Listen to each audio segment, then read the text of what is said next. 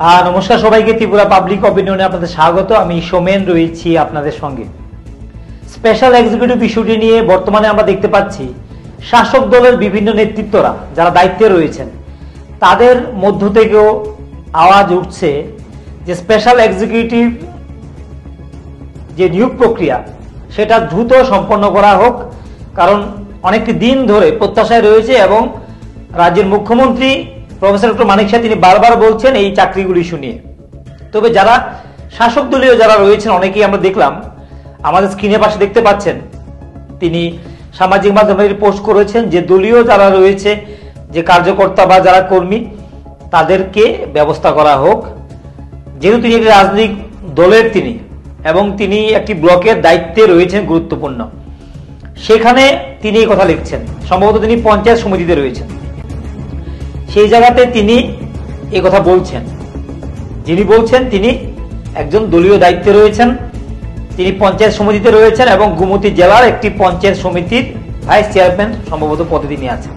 তিনিও লিখছেন যে এই চাকরিগুলি দ্রুত দেওয়া নিয়োগ করা হোক, প্রক্রিয়া শেষ করা হোক এবং দলীয় যারা কর্মী সমর্থক তাদের মধ্যে যেন এই হতাশাটা দূর করা হয়।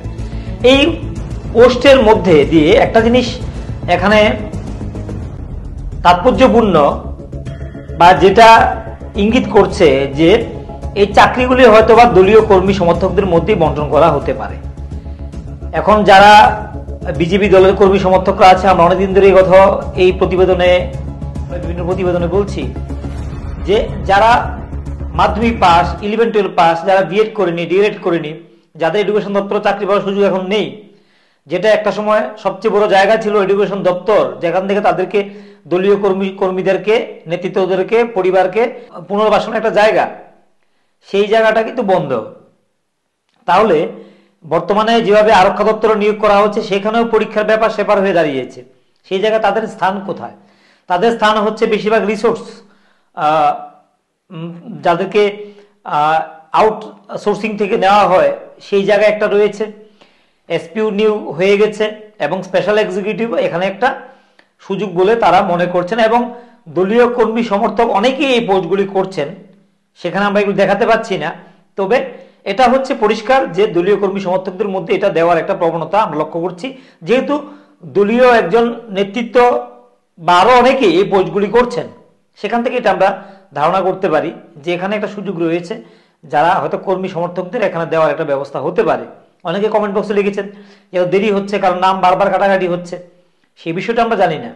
আবার অনেকে এসে বলছেন যে স্পেশাল এক্সিকিউটিভ নিয়ে আমরা ভুলভাল তথ্য দিচ্ছি, অনেক কমেন্ট করছেন আমাদেরকে নিয়ে, বা আমরা না জেনে কেন কথা বলছি। কিন্তু অনেকে যারা আছেন, যারা শুনতে চান, জানতে চান, তাদের জন্য এই ভিডিও, এবং যারা শুনতে পছন্দ করেন না আমাদেরকে, তারা অবশ্যই তারা স্বাধীন। আমরা কেন অনেকে বলেন কেন আমরা এখান থেকে বলি যে আমাদেরকে সাপোর্ট করবেন, সাবস্ক্রাইব করবেন। আমরা দেখেছি যে রবিশ কুমার 10 মিলিয়নের উপর ওনার সাবস্ক্রাইবার, তারপরেও ভিডিওর মধ্যে 3 বার এসে বলেন যে আমাদের যারা নতুন দেখছেন সাবস্ক্রাইব করবেন। কারণ কি, এটা হচ্ছে যারা ইউটিউব চালায় তাদের জন্য। আমরা ফেসবুকে গিয়ে কথা বলি না, ইউটিউবটা এটা। কারণ অনেকেই সাবস্ক্রাইবটা কিভাবে করে জানে না, তারা অনেকে আমাদেরকে রাস্তা দেখলে বলেন যে দাদা আপনাকে দেখি, অনেক সময় দেখি না বলে, কারণ তাদের কাছে নোটিফিকেশন পৌঁছায় না। তারা যদি ইউটিউব সাবস্ক্রাইব করে অল বেল আইকনে না প্রেস করে, তাদের কাছে সব নোটিফিকেশন নাও যেতে পারে। তাদের জানার জন্যই এই আলোচনা এবং এই কথাটা বলে দেওয়া হয় যে যারা নতুন আমাদেরকে সাবস্ক্রাইব করবেন। অবশ্যই আমরা যে কাজ করি সেই কাজ করতে গেলে যারা বাণিজ্য করেন, দোকানদারি করেন, তারা কাস্টমার ডাকবেন, কিভাবে ব্যবসা চালাবেন স্বাভাবিক চেষ্টা করবেন। আমরা শুধু আপনার জন্য কথা বলবো, তাহলে এই চ্যানেল গ্রো করবে কিভাবে? মানুষ যে কোনো জিনিস ডেভেলপমেন্টের জন্য করে। আমাদের ফেসবুকে মোটামুটি 1,98,000 সামনের আগামী মাসে, আর আজ থেকে 8-10 দিনের মধ্যে সম্ভবত আমরা 2 লক্ষ কোটা পৌঁছবো আশা করি। তো এটা অনেকটা চেষ্টা আমরা করেছি, এখানে কোনো প্রকার নোংরামি দিয়ে তো আমরা করিনি। আপনারা দেখেছেন যে সামাজিক মাধ্যমে আমরা কোনো অতিরিক্ত 80% উপরে আমরা সলিড নিউজ দিয়েই করেছি, কিন্তু 80% ভিডিও সলিড ওয়েতেই কিন্তু আমরা করেছি। যাই হোক, স্পেশাল এক্সিকিউটিভ এটাই ছিল বলার, যে আপনারা দেখেছেন যে সামাজিক মাধ্যমে এগুলো বলা বলি হচ্ছে। আমরা পুজোর আগে বলেছিলাম, এখন দেখার অপেক্ষা। এবং আমরা এর মধ্যে আবারও একটা কথা বলে আপনাদের সামনে আমরা তুলে ধরার চেষ্টা করব যে কতদিন লাগতে পারে আরো এই তথ্য আমরা দেব। তবে বিজেপির দলীয় লোকরা যে কথাটা বলছে সেটার পরিপ্রেক্ষিতে আজকের এই প্রতিবেদন। যাই হোক, সবাই ভালো থাকবেন, সবাই সুস্থ থাকবেন। যারা আমাদেরকে ভালোবাসেন তাদের জন্য আমাদের শুভেচ্ছা শুভকামনা রইল। যারা আমাদেরকে ভালো না বাসেন তারাও এই আমাদের প্ল্যাটফর্মে দেখছেন, আমাদেরকে দুই একটা গালমন্দ করছেন, সেটাও আমাদের জন্য আশীর্বাদ। অবশ্যই আপনাদের ভুলভ্রান্তি ধরিয়ে দিলে আমরা সেখান থেকে শিক্ষা গ্রহণ করি। এবং একজন কমেন্ট করেছেন যে আমরা তো একটা বিষয় নিয়ে বারবার এখানে বসে কথা বলি না। অনেকেই আমাদের কথা শুনতে চান, অনেকেই আছেন, কিন্তু আমরা এসে একই কথা বারবার বলি না। তো যাই হোক, আপনাদেরকে সবাইকে আমরা ওয়েলকাম জানাই।